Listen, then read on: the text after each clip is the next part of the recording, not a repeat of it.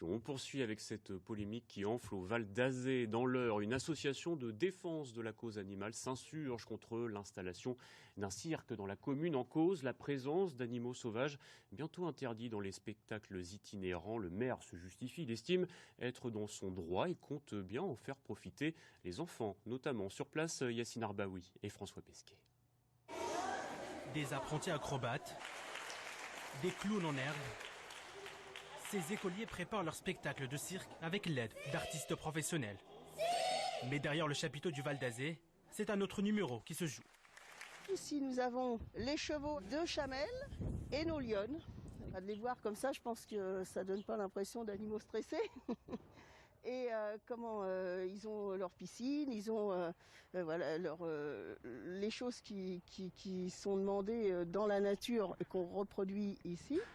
Et pourtant, une habitante a alerté une association de protection animale sur la présence de ces animaux sauvages dans la commune.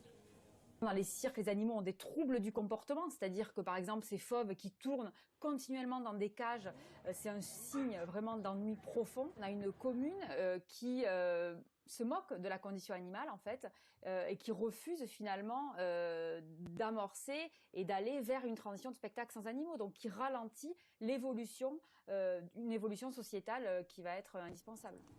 Alors que le gouvernement a annoncé l'interdiction prochaine des animaux sauvages dans les cirques, le maire, lui, reste campé sur ses positions.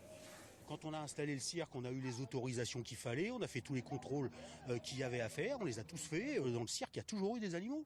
Et donc voilà, tant qu'on aura l'autorisation, je pense qu'on continuera à le faire. 436 communes ont pris position pour des cirques sans animaux, dont 31 en Normandie.